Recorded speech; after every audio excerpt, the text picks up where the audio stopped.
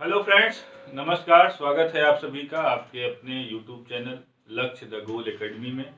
देखिए, आज हम यहाँ पर हिंदी वर्णमाला जो वर्ण विचार हम लोग पढ़ रहे थे उसका आज ये सेकेंड पार्ट है। और आज हम इसमें जहाँ तक उस वीडियो में लास्ट वीडियो में हमने पढ़ा था उसके आगे से हम इस वीडियो में कंटिन्यू करेंगे।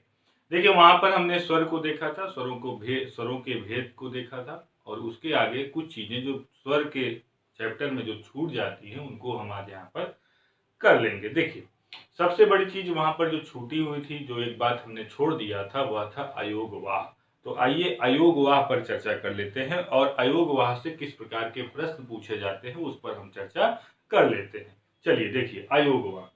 देखिए, अयोगवाह ऐसे वर्ण होते हैं जो कि न अयोगवाह जो कि न स्वर होते हैं और ना ही क्या होते हैं, व्यंजन होते हैं। जो कि ना कि स्वर होते हैं और ना ही व्यंजन होते हैं। और वह वर्ण कौन कौन से हैं? तो वे वर्ण हैं अंक, अंग हो गए, अंग, अंग, अंग और आह। देखिए, यही दो वर्ण ऐसे हैं जिनको हम क्या कह देते हैं, अयोगवाह। ठीक है ना। अब यहाँ पर एक सवाल जो कंफ्यूजन हमेशा बना करके रखता है दिमाग में, वह यह है कि बताइए अनुस्वार और अनुनासिक क्या है और अनुस्वार और अनुनासिक में मुख्य भेद क्या है, उनके उनमें क्या अंतर है। आइए उसको भी हम समझ लेते हैं।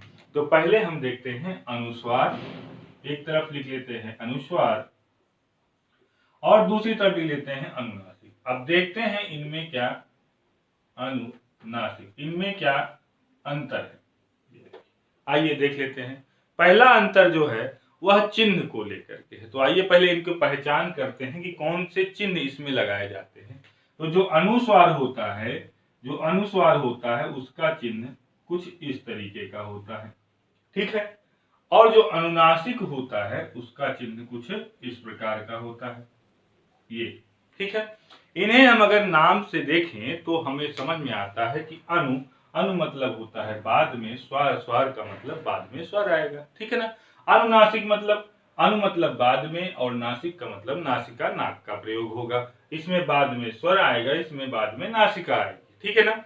ध्यान से समझ लीजिएगा। मतलब इसका यह है कि इसमें अगर मुख और नाक की बात की जाए और इसमें मुख और नाक की बात की जाए, मुख और नाक की बात की जाए तो कौन किसका प्रयोग अधिक किस में होगा यह भी हमको जानना चाहिए। देखिए, इसमें नाक का प्रयोग अधिक होगा, मुख से नाक का प्रयोग अधिक होगा और इसमें मुख का प्रयोग अधिक होगा। नाक की अपेक्षा मुख का प्रयोग अधिक होगा और इसमें अनुस्वार में मुख की अपेक्षा नाक का प्रयोग अधिक होगा। यह आपका दूसरा अंतर है।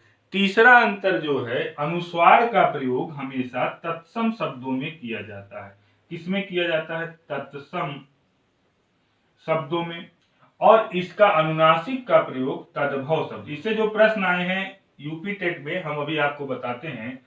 इसमें तद्भव शब्दों का प्रयोग किया जाता है। यह देखिए, इनका प्रयोग तत्सम शब्दों में और अनुनासिक चिन्ह का प्रयोग तद्भव शब्दों में किया जाता है। ठीक है ना। यहाँ पे तीन अंतर हमने देखा और एक अंतर और जो है वह क्या है, अनुस्वार जो होता है, जो अनुस्वार होता है वह पंचमाक्षर में इसका प्रयोग अक्सर आप देखते हैं। पंचमाक्षर में इसका प्रयोग देखेंगे, जिस इसीलिए देखिए पंचमाक्षर, पंचमाक्षर क्या है आगे हम, पंचमाक्षर क्या है आगे इसको हम डिस्कस करेंगे। पंचमाक्षर का यह अर्थ यह होता है कि जो वर्णमाला में जो स्वर और व्यंजन होते हैं उसमें से व्यंजन के कई वर्ग होते हैं, जैसे का वर्ग, च वर्ग, टा वर्ग, ता वर्ग। इनका जो पांचवा अक्षर होता है, अंगा, इया, है ना, रा, ये सब अभी दिखाते हैं हम आपको आगे पंचमाक्षर क्या होता है। तो इन पंचमाक्षर में किसका प्रयोग होता है? अनुस्वार का प्रयोग होता है। यह बात आप ध्यान समझ लीजिएगा। ठीक है ना। यहां तक चीजें हो गई। अब इसमें क्वेश्चन किस तरीके से पूछा गया, अब आपको यहाँ पर ऑप्शन दे दिया गया। यहाँ पर आपको एक ऑप्शन दिया गया कि निम्न में से किसका वर्तनी शुद्ध है। देखिए, प्रश्न आपका वर्णमाला से और लेकर के कहा चले गए, आपका वर्तनी शुद्धि वाले चैप्टर में। चांद लिख दिया, चांद लिख दिया और लिख दिया अंगना। देखिए, ठीक है। अब इसमें बताइए कि कौन सा शुद्ध है। तो देखिए, हमने कहा कि चांद का जो तत्सम होता है, चांद का जो तत्सम होता है वह होता है चंद्र, ठीक ना। तो चंद्र तो लिखा नहीं है, लिखा क्या है चांद, और चांद क्या है वह तद्भव है। और हमने क्या देखा कि अनुस्वार का प्रयोग कहां पर होता है, तत्सम में होता है, और चांद क्या है, तद्भव है, इसलिए यह क्या हो जाता है, गलत हो जाता है। ठीक है, ध्यान समझ लीजिएगा, रिवाइंड कर लीजिएगा, फिर से समझ लीजिएगा। और यहां पर क्या सही होगा, तो अगर सही की बात करेंगे तो ये हमारे लिए क्या हो जाएगा, सही होगा, ये चांद। अब ये तद्भव, सही तद्भव बना, ठीक है ना। इस तरीके के प्रश्न पूछे जाते हैं जो कि आपको यहाँ पर समझना है। देखिए, अब हम यहाँ पर ध्यान समझ लेते हैं कि अनुस्वार और अनुनासिक में क्या बेसिक डिफरेंसेज है।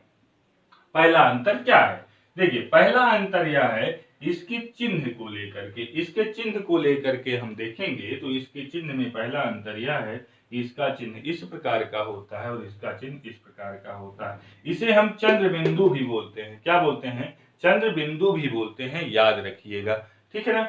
और इसका दूसरा जो अंतर बनता है, इसके बोलने में जो जिन पार्ट्स ऑफ बॉडी, शरीर के जिन अंगों का प्रयोग होता है वो किस प्रकार का होता है, मुख और नाक का होता है, जिसमें अनुस्वार में नाक का प्रयोग अधिक होगा, अनुस्वार में मुख की अपेक्षा नाक का प्रयोग अधिक होगा, और अनुनासिक में नाक की अपेक्षा किसका प्रयोग अधिक होगा, मुख का प्रयोग अधिक होगा। दूसरा अंतर। तीसरा अंतर यह है कि अनुस्वार का प्रयोग हमेशा तत्सम शब्दों में होता है। उदाहरण समझ लीजिएगा क्योंकि प्रश्न यहीं से पूछे जाते हैं। अनुस्वार में अनुस्वार का प्रयोग तत्सम शब्दों में किया जाता है और अनुनासिक का प्रयोग कहां पर किया जाता है, तद्भव शब्दों में किया जाता है। और अनुस्वार का प्रयोग जो है कहां पर होता है, पंचमाक्षर में आप देखेंगे तो क्या दिखेगा आपको, अनुस्वार का उदाहरण आपको देखने को मिल जाया करेगा, ठीक है ना। यहां तक समझ गए आप। अब आइए, ये इतना जो है आपका स्वर में जो छूटा हुआ था।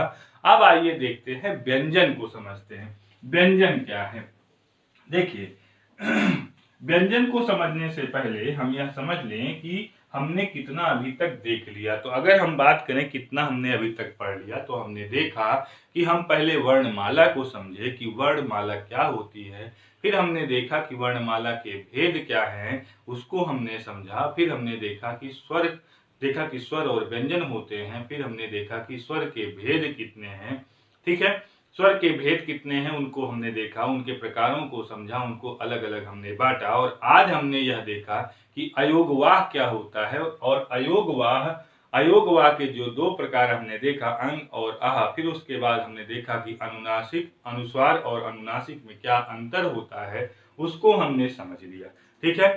Thank you so much. आप लोग वीडियो देखें। अगर आपको वीडियो या पसंद आया हो, लगा हो कि हाँ कुछ नया सीखने को मिला है, तो आप वीडियो को लाइक करिएगा, शेयर करिएगा और चैनल को सब्सक्राइब कर लीजिएगा। और हाँ, हमारे यहाँ अभी यूपी टेट और सुपर टेट की लगातार क्लासेज आपको मिलती रहेंगी, और हम पेड क्लासेज भी बहुत जल्दी शुरू करने वाले हैं।